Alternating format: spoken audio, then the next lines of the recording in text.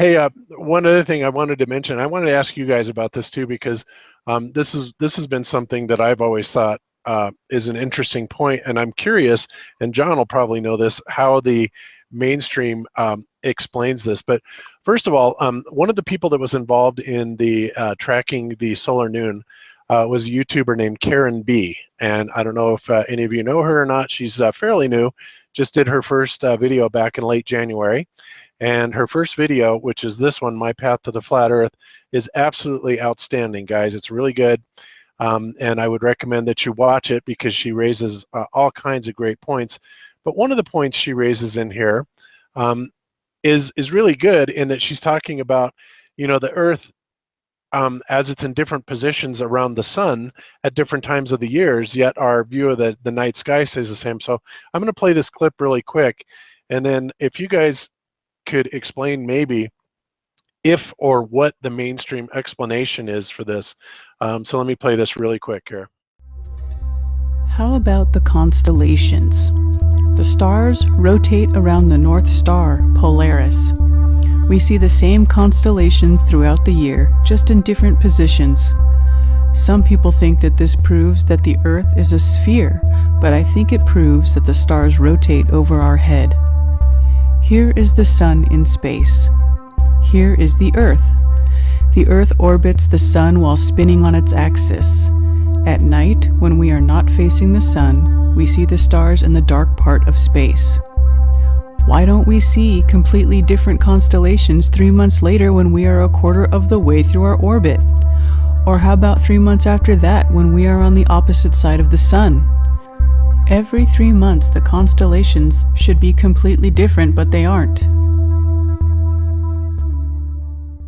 Where we're looking from here, if we're looking away from the sun and we're looking at this section of space, looking straight up, as compared to when we're over here and we're looking at this section of space when we're looking straight up, you know, here, here, and here, that's always been one of the things that has never made any sense to me at all. You know, how is it that we're not seeing completely different sets of stars? And this is such a glaring, obvious thing that anybody can think about. You know, it just kind of boggles my mind as to why is it that we're not, you know, what is their explanation for this? Do you have any idea, John?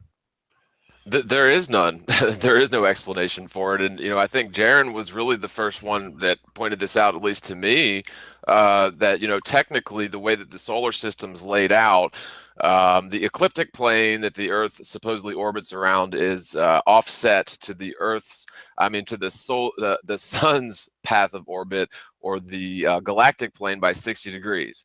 So that means that the Earth should be like northwest of the galactic equator in, say, the summer, and it should be southeast of the galactic equator in the winter. And yet, and just like she's showing in this diagram here, we should have completely unique sets of stars at nighttime during each season. Yet we can see all of the same stars from somewhere on Earth all year long. And there is no explanation for this except for the fact that astronomers are apparently retarded. No offense. Yeah, and I think every night the constellation should be pretty much different, you know, at least to some noticeable degree. So anyway, just wanted to bring that up, and kudos to Karen B. She's got some absolutely wonderful questions in here that she's been asking, and yeah, I didn't think that there was an explanation for it because I had yet to see anybody explain it. Even if the Earth is pointed, you know, the axis of the Earth is pointed at the North Star all the time, you're still in completely different positions around the sun. So yeah, that just never made any sense to me. So kudos to Karen for bringing that up. And if anybody does have a mainstream explanation for it, I'd love to hear it. Let me share my screen real quick. I want to show people an issue with the, because I do think I've seen some people explain it, I don't want to say incorrectly, but differently than I think it should be explained. Tell me when you can see this. It's just a drawing here. Okay, you are presenting, and okay, we can see it. So, you know, getting down here and showing the idea of the sun in the middle, and, you know, here's our tilt. So this little red dot, hopefully you can see the red dot, is kind of the idea of where I would be. Okay, so somebody who's maybe I'm at 37 degrees, but, you know, United States would be somewhere up here. And when it's nighttime, we're faced away from the sun. So nighttime here, nighttime here, nighttime here, nighttime here. And when you think of the fact that the North Star is, the same direction off this North Pole, well, we can kind of zoom out and give us an idea. And no matter how far away I put this star, because people will say, oh, you're doing it too close, your scale's off. Let's go infinite distance away. And then think about the fact that here I turn and I face north to see the North Star. Okay, so I'm looking this way. Well, here I also turn north to see the North Star. So anybody who doesn't see that there's a problem with the fact that this star here remains in the same spot in my sky, regardless of where I am in the orbit of Earth, no matter how far I put this star, it doesn't fix the fact that I would have to look this way, which is not north. And, if I'm facing this direction, well, as the Earth spins, I'm going to turn. This is how the turn, if I'm facing north, well, as the Earth spins, I'm going to spin with it like this, meaning if I'm facing this way, then I'm facing this way, then I'm facing this way, then I'm facing this way. So how can there be a star that is lined up with this North Pole that doesn't change its perspective if I'm going in this distance? And again, this is a 595 million mile orbit in a year. And then you add, decades and stuff on top of that, and it just becomes a crazy thought. Does that make more sense, or does that kind of show it a little better? No, you're absolutely right, and I totally agree that even overnight, facing north, like say right after sunset, facing north, say 12 hours later on the equinox, right before sunrise, you'd be facing in the opposite direction. So yeah, I totally agree that north it's relative, in a heliocentric ball Earth model, it's relative direction in space, depending on what time it is, right? And so, yeah, the North Star is a really, really excellent proof that the globe Earth model is wrong. And, technically, you could triangulate, based on your latitude, assuming a spherical Earth, you could triangulate on Polaris, from dusk until dawn. And I don't think it would come out to be 25 quadrillion miles or whatever. It actually comes out to the same as the sun, 3590 something, or Bob, you know the number. 3415.9, 3415.9 miles. Right.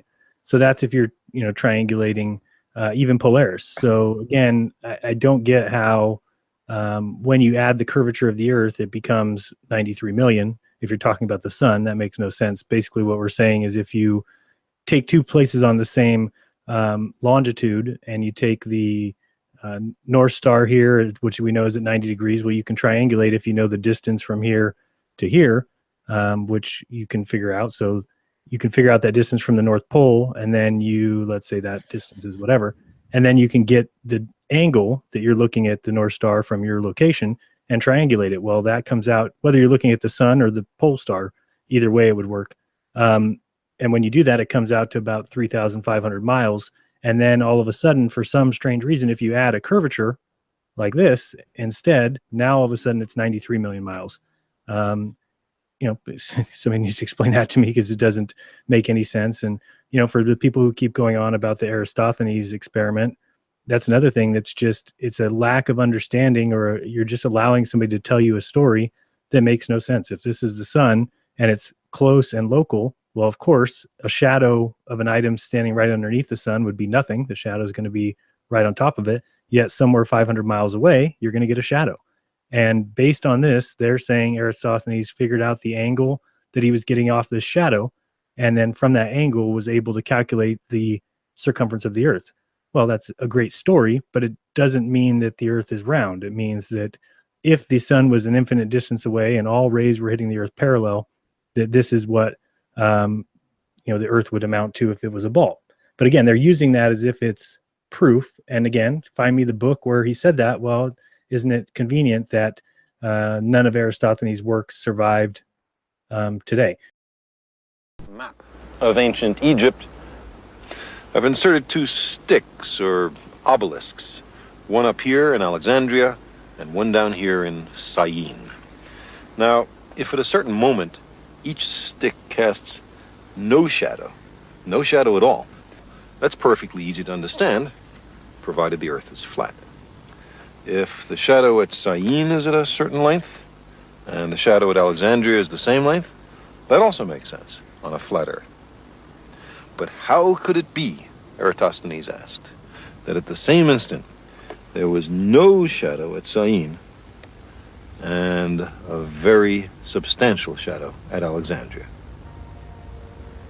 The only answer was that the surface of the Earth is curved. Not only that, but the greater the curvature, the bigger the difference in the lengths of the shadows. The sun is so far away that its rays are parallel when they reach the Earth. Wait a minute, how did Eratosthenes know how far away the sun was? To make this measurement, you have to assume the sun is extremely far away and that the sun's rays are parallel. But how do you look at things like this and get that the rays are parallel? Because it certainly doesn't look that way to me. If you look at the crepuscular rays of the sun coming through the clouds, you can see that it looks like the sun is right behind the clouds and the rays are emanating from the source of light, and those rays are not parallel. The most commonly accepted flat Earth model has the sun small and close and circling over the Earth. If you use a lamp and two objects of the same size, you can see how the same effect Eratosthenes saw can be created.